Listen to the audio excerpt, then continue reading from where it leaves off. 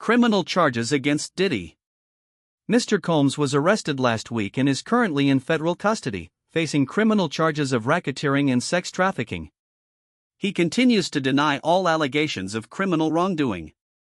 The BBC has approached Mr. Combs' lawyer, Mark Agnifilo, for comment on the latest civil lawsuit. For nearly a year, Combs has faced a series of civil lawsuits that accuse him of sexual abuse, rape, and misconduct. Now, federal prosecutors have brought criminal charges against him. Combs has been charged with sex trafficking and transportation to engage in prostitution after a federal grand jury in New York chose to bring an indictment against him. He is accused of running a criminal enterprise that consisted of his associates, employees, and the influence of his business empire to coerce, control, and abuse female victims. That includes sex trafficking, forced labor, kidnapping, arson, bribery, and obstruction of justice, according to the indictment. In an indictment unsealed on Tuesday morning, federal prosecutors allege Combs and his associates threatened, abused, and coerced women and others around him to fulfill his sexual desires. That allegedly includes forcing victims into engaging in recorded sexual activity which he referred to as freak-offs. Combs was arrested at a Manhattan hotel on Monday evening about 6 months after federal agents raided two of the musician's homes in Los Angeles and Miami as part of the investigation. The federal investigation coincides with a series of civil lawsuits accusing him of sexual misconduct and sexual abuse over the last year. Mark Agnifilo, a lawyer for Combs, called his client an innocent man with nothing to hide. He said the musician has been cooperating with federal authorities and voluntarily relocated to New York last week in anticipation of the arrest. "We are disappointed with the decision to pursue what we believe is an unjust prosecution of Mr. Combs by the U.S. Attorney's Office," Agnifilo said in a statement. Sean Diddy Combs is currently in jail after being arrested on charges of racketeering, sex trafficking, and transportation to engage in prostitution. The rapper was taken into custody on September 16 after nearly a year of ongoing investigations which included home raids and several lawsuits against him, alleging sex abuse and rape. The allegations came to a head in September when Combs was indicted on 3 charges, and a judge denied the $50 million bail proposal that his attorney put forth. In the indictment, prosecutors alleged that Combs manipulated women into engaging in highly orchestrated performances, which he called freak-offs, that also allegedly involved paid male sex workers. Per the indictment, Combs also paid the sex workers and women to fly to wherever he was located at the time. The day after he was arrested, Combs pled not guilty, and his attorney, Mark Agnifilo, told People he was disappointed by what he called an unjust prosecution. 1,000 bottles of baby oil, cocaine, and violence, disturbing details alleged in Diddy's sex crimes indictment. Sean Diddy Combs is a music icon, self-made entrepreneur, loving family man, and proven philanthropist who has spent the last 30 years building an empire, adoring his children, and working to uplift the black community, Agnifilo said. "He is an imperfect person, but he is not a criminal. From what he's been charged with to where he is currently in custody, here's everything to know about what Sean Diddy Combs did and what's next for the rapper." Combs was indicted on 3 felony counts: racketeering, sex trafficking, and transportation to engage in prostitution. In addition to those charges put forth in the indictment, the prosecution also alleged that Combs partook in kidnapping, forced labor, bribery, and other crimes. The indictment alleged that he ran a criminal group that carefully organized what Combs referred to as freak-offs. Members of his staff allegedly planned events from start to finish in which Combs manipulated women to join him in drug-fueled orgies with male prostitutes, and filmed them to silence the victims after. Planning the freak-offs allegedly included arranging travel for the women and sex workers and supplying drugs such as cocaine, methamphetamine, and oxycodone to coerce partygoers into sex. Combs' staff would make sure to book and stock hotel rooms with the necessary supplies and would clean the room afterwards, while also resupplying Combs and delivering cash to the sex workers, the indictment claims. Agnifilo denied the charges and said that he and Combs would fight like hell to free the Bad Boy Records founder. "He's going to fight this with all of his energy and all of his might and the full confidence of his lawyers, and I expect a long battle with a good result for Mr. Combs," Agnifilo said.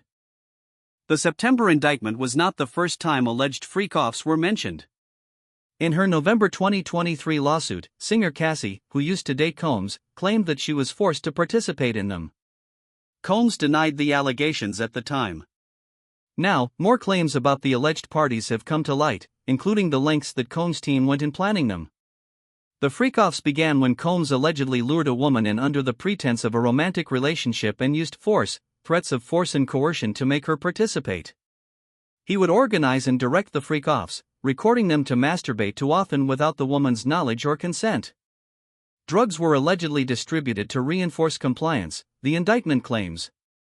After a freak-off ended, and they could last a number of days, the indictment alleged Combs' team distributed 4 fluids for participating members to recover from the physical exertion and drug use. As evidence of these parties, prosecutors said that authorities found freak-off supplies, including drugs and over 1,000 bottles of baby oil and lubricant, when Combs' homes in Miami and Los Angeles were raided in March 2024. In addition to the sex trafficking and abuse allegations, Combs is also being accused of physical abuse. Prosecutors claimed in the indictment that Combs' history of physical abuse dates back to at least 2009, and he has since abused a slew of women, striking, punching, dragging, throwing objects at, and kicking them. Per the indictment, the alleged behavior was witnessed by members of his staff and was widely known.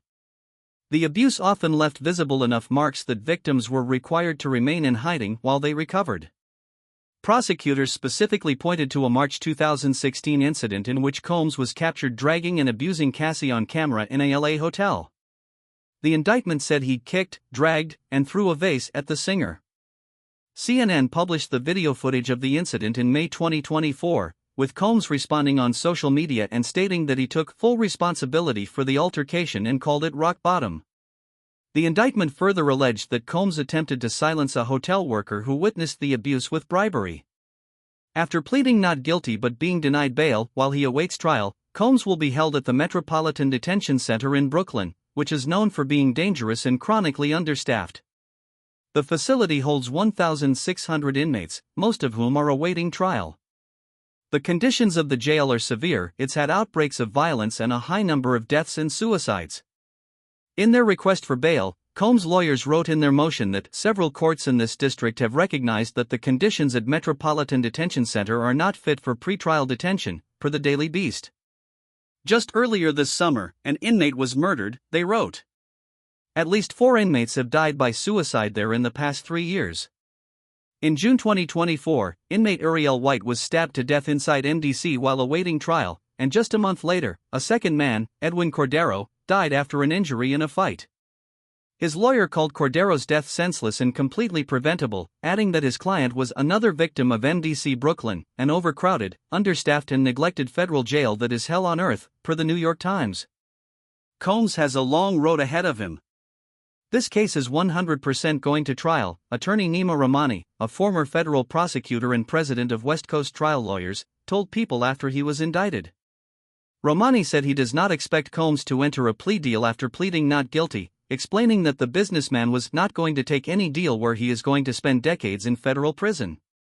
Now that Combs has been denied bail, he, like all defendants, has the right to a speedy trial that takes place within 70 days, Rahmani said. However, the lawyer added that most defendants waive this right.